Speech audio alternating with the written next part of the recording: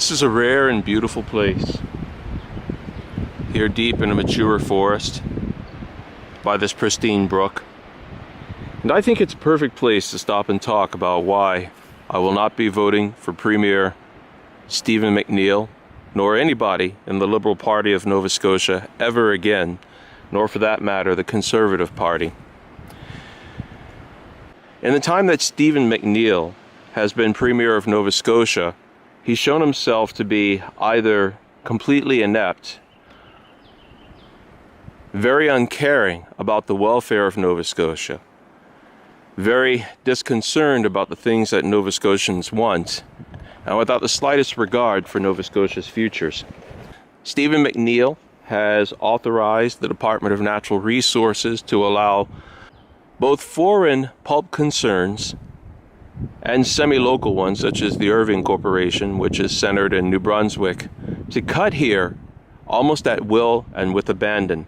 And if you watch my previous videos, you'll see that the regulations that they used to have to abide even have been either ignored or lifted. No longer do lumber cutters, no longer do the timber cutters for these pulp mills have to even worry about leaving clearances for waterways such as brooks and streams,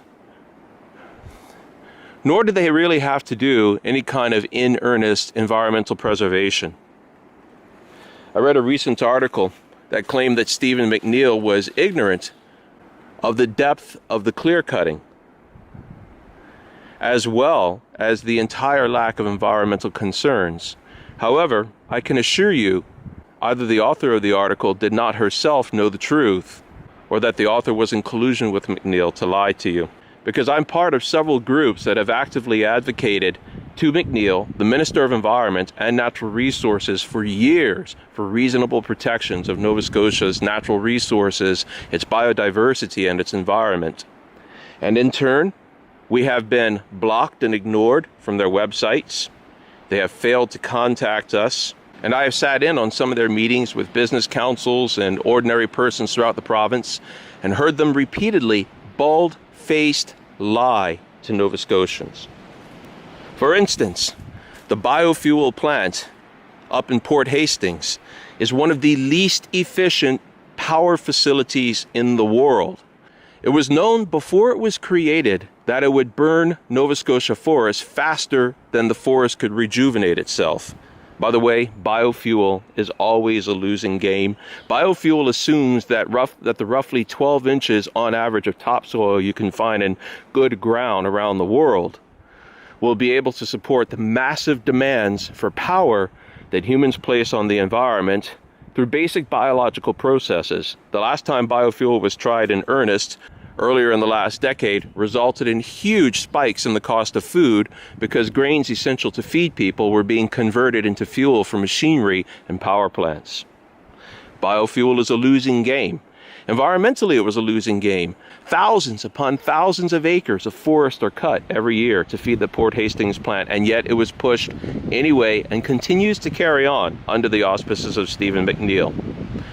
In full knowledge, corporations such as Irving and loggers for Northern Pulp were given clearance to cut rampantly and with very little regulation throughout the crown lands of Nova Scotia, to the point that they virtually exhausted them and are now trying to encourage private woodland owners such as myself to sell their timber, and I can damn sure assure you I'm not, so that they can cut that and convert it into pulp for various uses. Now, this is interesting in a number of ways. For one, the pulp industry really could not exist unless it got vast tax breaks. It is literally the Nova Scotia taxpayer that pays for the pulp industry's jobs. Were it not for those tax breaks, the pulp companies and the timber workers would have to vanish. And while it's sad that people lose work, the industry is no longer competitive because electronic media such as the internet and magazines and such going to electronic media make it no longer necessary to cut pulp. It's an industry that cannot subsist in Canada without your tax dollars supporting it. So we are literally paying foreign companies, as well as Irving and such, to come in here, cut and destroy our natural resources under the pretense of creating a few jobs. Sort of the Nova Scotia way, though, isn't it? To create jobs that cannot really exist unless they get vast benefits which means that these private industries are taxpayer funded to create a few jobs. What comes to mind is the call center scam that was rampant throughout Nova Scotia a couple decades back. A study published a few years ago showed that each one of those jobs cost more for the taxpayer than overall the workers within that industry earned. The industry could not have existed were it not for the tax breaks created for it within Nova Scotia. I understand the desire that people have to work, but investing in dead industries with taxpayer money doesn't do anything but maintain a dead economy. Returning to Stephen McNeil. Stephen McNeil has in full knowledge turned over the vast crown lands of Nova Scotia, roughly 30% of this province is crown lands, to the virtually free-for-all cutting of Northern Pulp, the Irving Corporation, and some other allied industries. At the same time, these industries launched a disinformation site called Forest NS, or sometimes I hear it referred to as Forestry NS, and I've sat in on their meetings and listened to the nonsense they tell people, both at business meetings and to the general public, and it is disinformation. It's not misinformation. Misinformation is when you accidentally give people the wrong information simply because you don't know better. Disinformation is when you intentionally mislead people. And Forest NS, along with Irving, along with Northern Pulp, and with the assistance of Stephen McNeil's government, has been disinforming the general public for years. I know this because I have spoken with various biologists and DNR officers throughout the province. Biologists such as Bob, who told me stories about when he was working, he was requested to do assessments and reports on their activities. He would turn in these reports, and the heads were not even interested in listening to him. I know this because these DNR officers have spoken to me under condition of anonymity, yet in literal tears, telling me they don't know how to do their jobs because they're not allowed to penalize the forest and timber industry when they violate their own rules. There is a retired biologist in New Brunswick who's been describing to people how, in full knowledge of the environmental devastation, Irving has been cutting deeper and deeper into the forest, wiping out white-tailed deer populations and systematically wiping out populations of things like the flying squirrel, which are barely present in Nova Scotia as it is. This is one of those rare places in upper Nova Scotia where flying squirrels still exist. Now, I'm not going to say where this is because the land won't survive the timber industry's knowledge of this area. But none of this has happened in the ignorance of Stephen McNeil. During Stephen McNeil's time in office, he took on one Minister of Environment, that was Randy DeLaurie. Randy DeLaurie overtly lied to the general public regarding the status of the Northern Pulp Mill, which is a mill that was until very recently emitting literally hundreds of times over the legal limits of various toxins into the air, land, and water. Randy DeLaurie lied repeatedly about the status, the limitations to be placed on that mill, and so on and so forth. Randy DeLaurie quit or left that position. I have no way to confirm which, but he was replaced by the even more inept Margaret, who's in a position that requires some scientific knowledge, at least some scientific knowledge. This person has only a high school diploma. Now, how on earth could a person like Stephen McNeil justify that? Stephen McNeil is a refrigerator repairman, and while I have nothing against hardworking people, the fact is, if you aren't trained into the sciences, you cannot claim to be a science. Sometimes people argue that with, oh, yes, they can do their job just fine. Let me ask you this. Do you want a person with a high school diploma who has an interest in first aid doing surgery on you, or drilling your teeth for cavities, or prescribing glasses to you? I can guarantee you I don't. If a person is in a position that requires a high degree of education and expertise, I want to know that they have adequate training. If they don't have adequate training, they should not be doing the task. And if you put them in a position where they have to do the task, if you expect that they're going to be able to do it on the basis of your personal philosophical beliefs, you yourself are responsible for the mess that will inevitably follow. If you have a high school kid who has an interest in medicine operate on you, good luck to you. Likewise, we have this woman who has no scientific qualification whatsoever, no more understanding of her field than whatever she may have gleaned through a high school education, who's now in the role of Minister of Environment. Now, there isn't the slightest doubt in my mind she was placed there because she would be a sycophant, and she has indeed been a sycophant. McNeil tells her to jump, she says how high. Whatever he wants her to approve, she stamps her approval on it. Well, I guess if If I had only a high school diploma and no prospects in life, and somebody offered a nice cushy job with benefits of Minister of Environment, I might be tempted as well. I wouldn't do it, but if I had no other prospects, it would be tempting. But I refuse to sell my soul and my conscience to the incredible manipulator that Stephen McNeil is. Now, I'm only telling you the side of things from the forest. Let's go over to Northern Pulp. Northern Pulp has for decades been emitting hundreds of times over the legal limits of toxins into air, land, and water, in full knowledge of the government. Finally, people had enough, and a few years back, protests were launched, massive groups were launched, thousands joined, and the government agreed to set limits on Northern Pulp. McNeil allowed those limits to be bumped back and bumped back and bumped back.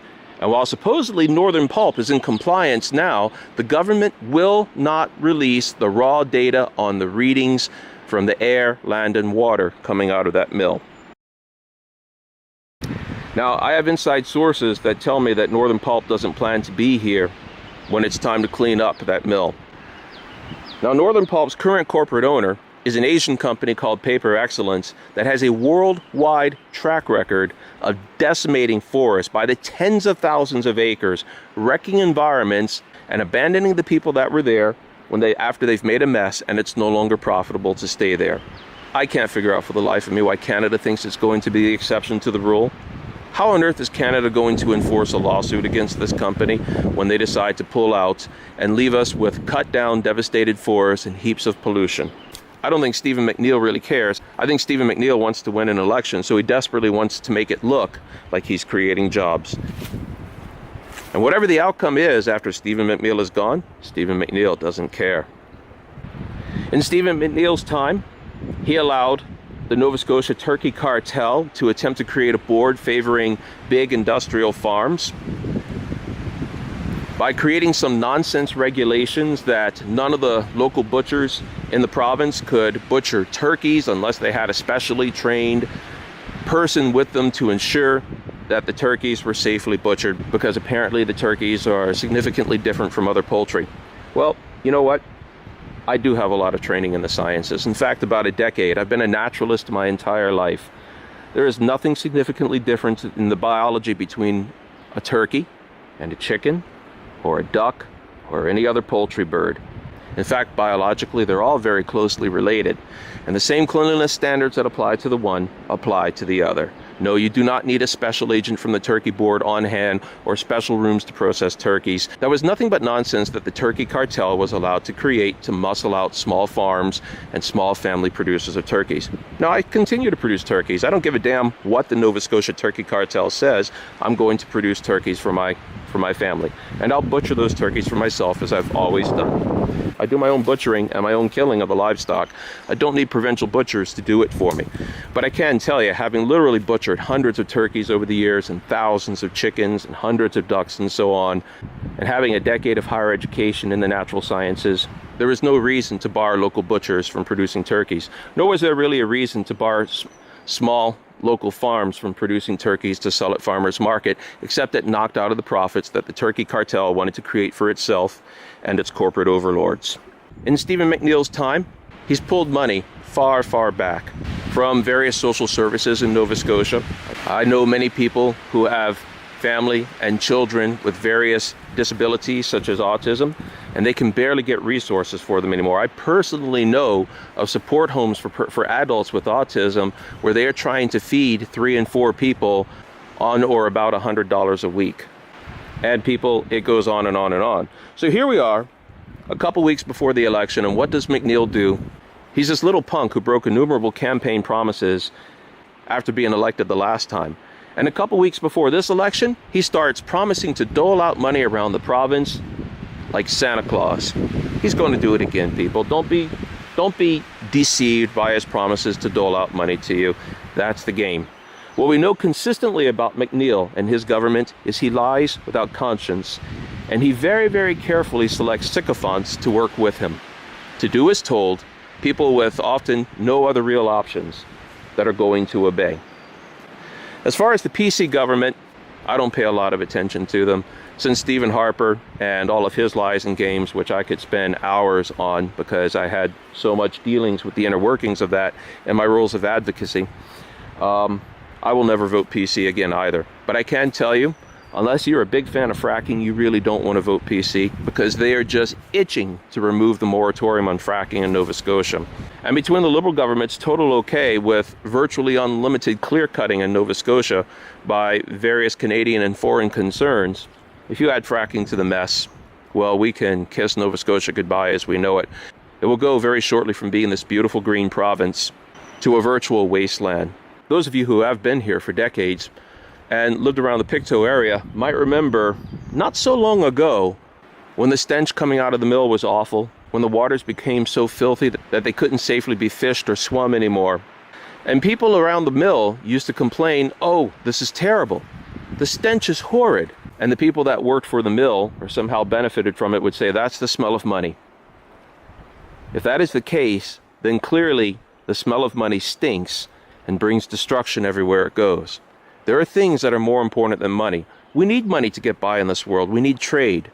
But it can't be the first priority. It cannot. We have to ask ourselves, what kind of province do we want our land to be in a decade, in 2 decades? What kind of land do we want to leave behind for our children? What values do we want our children and their children's children to have? If we don't set that example, we have blown it as a generation. I'm not originally from Nova Scotia, but I came here over a decade ago, and I mean this place to be my home, and I think Nova Scotia is worth fighting for. And if it's worth fighting for, then it means we need the right people in government. I hate to sound political, but right now, the only right people is the New Democratic Party, who has promised to create an environmental or ecological bill of rights, or the Green Party.